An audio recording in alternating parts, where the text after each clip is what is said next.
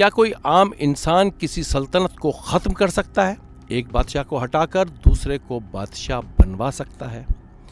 یہ بھی جان لیں کہ یہ کوئی بادشاہ نہیں، کوئی حکمراں بھی نہیں، جنگجو یا سپہ سالار بھی نہیں، ایک عام سا انسان، یا یوں کہیں کہ ایک عالم یا دانشور۔ تاریخ کے خزانے میں ایسی حیرتناک صلاحیتوں کا شخص موجود ہے جس نے ایک سلطنت ختم کروا کر دوسری عظیم سلطنت کی بنیاد رکھی، جو آج اکھنڈ بھارت کے روپ میں ہمارے سامنے بار بار آتی ہے، گنگا جمنا تہذیب کی شناخت۔ کوٹلیا چانکیہ ایک نہایت پراسرار دانشور۔ عمومی طور پر ہمارے یہاں چانکیہ کے ساتھ نگیٹو تاثر کو جوڑا جاتا ہے، منفی تاثر کو جوڑا جاتا ہے، مگر حقیقت کیا ہے؟ اس کی 2 کتابیں عالمگیر شہرت رکھتی ہیں، اور چانکیہ کو ارسطو، افلاطون اور میکاولی کے پائے کا دانشور سمجھا جاتا ہے۔ اس کی پولیٹیکل تھیوریز پر آج تک بات ہوتی ہے۔ تو چلے ذرا قریب سے جانتے ہیں چانکیہ ہے کون، اس کے سیاسی نظریات کیا ہیں، اور بھارت میں آج تک اس کے نظریات پہ کس طرح عمل ہو رہا ہے۔ یہ بھی آپ کو بتاتے چلیں کہ آج جس اکھنڈ بھارت کی بات ہوتی ہے اس کا بانی یہی چانکیہ تھا۔ تو ذرا تاریخ کی گرد ہٹاتے ہیں اور جاننے کی کوشش کرتے ہیں چانکیہ کو۔ عظیم موریہ سلطنت کا راجا تو چندرگپت ہے، مگر اس کا بانی کوئی اور نہیں، کوٹلیا چانکیہ ہے۔ چانکیہ کی کتاب ارتھ شاستر آج بھی حکمرانی کی بائبل سمجھی جاتی ہے۔ کوٹلیا چانکیہ، دا کنگ میکر، شفاق حکمرانی کا گرو یا عوام دوست فلسفی۔ چانکیہ کی کتاب ارتھ شاستر کہتی ہے کسی بھی شخص کو بے انتہا ایماندار نہیں ہونا چاہیے، سیدھے کھڑے پیڑ کو سب سے پہلے کاٹا جاتا ہے اور ایماندار لوگوں کو سب سے پہلے سزا ملتی۔ راجا نندا کا دربار سجا ہے، چانکیہ بھی یہاں موجود ہے۔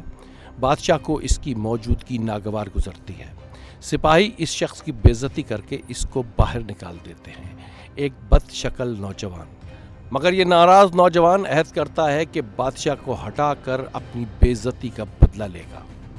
حیرت انگیز بات یہ ہے کہ چند سالوں بعد یہ نوجوان یہ عہد پورا بھی کرتا ہے، بلکہ ایک ایسی سلطنت قائم کرتا ہے جو آج بھی جانی اور مانی جاتی ہے، عظیم سلطنتوں میں شمار کی جاتی ہے۔ کوٹلیا چانکیہ کو جاننے کے لیے ہمیں جانا ہوگا 300 سال قبل مسیح، گنگا کنارے آباد پاٹلی پتر، جو صوبہ بہار کی موجودہ شہر پٹنہ کہلاتا ہے۔ یہ مگدھ سلطنت ہے۔ راجا نندا تخت نشین ہے۔ چانکیہ ایک بدصورت مگر باصلاحیت نوجوان کسی وزیر کے حوالے سے دربار تک پہنچتا ہے۔ کسی تقریب میں راجا نندا کو بدصورت نوجوان کی موجودگی ناگوار گزرتی ہے۔ راجا نندا سپاہیوں کو حکم دیتا ہے کہ اس نوجوان کو دربار سے نکال دیا جائے۔ چانکیہ بے عزتی کے بدلے میں عہد کرتا ہے کہ راجا نندا کو حکمرانی سے ہٹا کر دم لے گا۔ چانکیہ نے پہلے نندا کے بیٹے کو ورغلایا کہ باپ کا تختہ الٹ دے، مگر سازش پکڑی گئی۔ چانکیہ پاٹلی پتر سے فرار ہو گیا۔ چانکیہ ارتھ شاستر میں کہتا ہے کہ ہر پڑوسی ریاست دشمن اور دشمن کا دشمن دوست ہوتا ہے۔ یہ ایسا وقت ہے جب سکندر اعظم ہندوستان کو تاراج کر کے واپس جا چکا ہے۔ راجا نندا کے دربار میں چندرگپت نامی نوجوان بھی تھا جو شاہی خاندان کا فرد تھا۔ راجا نندا تیز و ترار چندرگپت کو اپنے لیے خطرہ جانتا تھا، لہٰذا اسے پہلے ہی دربار سے نکالا جا چکا ہے۔ چانکیہ کے نزدیک چندرگپت بہادر، حوصلہ مند اور پرعزم نوجوان ہے، حکمرانی کی صلاحیتوں سے مالا مال۔ چانکیہ چندرگپت سے مل کر راجا نندا کے خلاف منصوبے بناتا ہے۔ چندرگپت سکندر کے جاہ و جلال، ہمت و جرت کا قائل ہے۔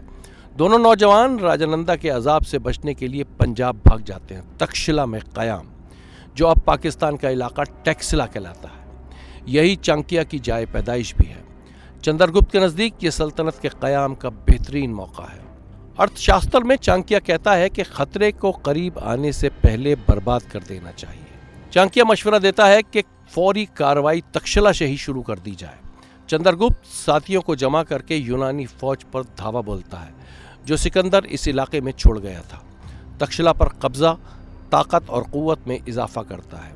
کئی چھوٹی بڑی جنگیں، بالآخر 5 سال بعد چندرگپت اور چانکیہ کی فوج پاٹلی پتر میں راجا نندا کو شکست فاش دے کر 321 قبل مسیح موریہ سلطنت کی بنیاد رکھتے ہیں۔ معروف تاریخ داں پلوٹارک کے مطابق مگدھ سلطنت کی ایک راجانندا کی فوج میں 2 لاکھ پیدل سپاہی، 80,000 گھوڑے، 8,000 جنگی رتھ، 6,000 ہاتھی شامل تھے، جبکہ چندرگپت اور چانکیہ کی معمولی سی فوج نے راجا کی فوج کو بری طرح ہرا دیا۔ موریہ کے حوالے سے 2 تاریخی روایات بھی موجود ہیں۔ پہلی یہ کہ چندرگپت کی ماں کا نام مورا تھا، دوسری روایت یہ کہ چندرگپت کے دادا مگدھ شاہی خاندان میں موروں کی پرورش کرتا تھا، اسی وجہ سے یہ سلطنت موریہ کہلائی۔ بہرحال کوٹلیہ چانکیہ نے راجانندا سے اپنی بے عزتی کا بدلہ لے لیا، مگدھ سلطنت برباد ہو گئی۔ نوجوان چانکیہ نے ایک ایسی عظیم سلطنت کی بنیاد رکھی جو بنگال سے افغانستان تک تھی، جس کی سرحدیں ایک طرف ایران سے ملتی تھی تو دوسری جانب برما سے۔ بہرحال جناب، چندرگپت کا بڑا مقابلہ سکندر اعظم کے گورنر سیلوکس سے ہوا۔ چانکیہ کی ذہین حکمت عملی کام آئی اور چندرگپت موریہ نے بڑی یونانی فوج کو شکست دے کر ہندوستان سے باہر کر دیا۔ موجودہ پاکستان، کابل، ہرات، گندھارا سمیت بڑے علاقے سلطنت میں شامل ہو گئے۔ سیلوکس نے اپنی لڑکی کی شادی بھی چندرگپت موریہ سے کر دی۔ اب کابل سے بنگال تک، بحر عرب سے خلیج بنگال تک موریہ سلطنت کا راج تھا۔ راجا چندرگپت موریہ پاٹلی پتر میں تخت نشین، کوٹلیہ چانکیہ راجا کا وزیر اعظم۔ سلطنت کا دل چندرگپت تھا تو دماغ کوٹلیہ چانکیہ، 2 ایسے عظیم انسان جنہوں نے مقدر کے سامنے ہتھیار ڈالنا نہیں سیکھا۔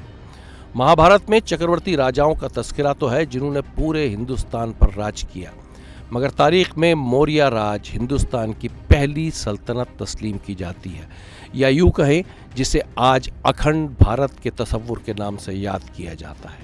بڑا سوال یہ ہے کہ چانکیہ کے سیاسی نظریات کو کس خانے میں رکھا جائے؟ جھوٹ، مکاری، سفاکیت کو فروغ دینے والا سیاسی گرو، یا پھر عوام دوست، مساوات، امن و آشتی کا پیامبر؟ اگلی قسط میں اس کی کتاب ارتھ شاستر، اس کے افکار و خیالات کے ذریعے چانکیہ کی شخصیت کو قریب سے جانچنے کی کوشش کریں گے۔ تو جناب، یہ تھے چانکیہ اور ان کا سیاسی فلسفہ۔ لیکن کیا چانکیہ ہندو مذہب کا پیروکار تھا؟ اور اس کی عمومی زندگی گزری کیسے؟ اس بارے میں بھی بات کریں گے اگلی قسط میں۔ مسٹر ڈاکیومنٹری چینل کو سبسکرائب کریں اور ہاں، بیل آئیکن کو دبانا نہ بھولیں تاکہ نئی معلومات آپ تک بر وقت پہنچے۔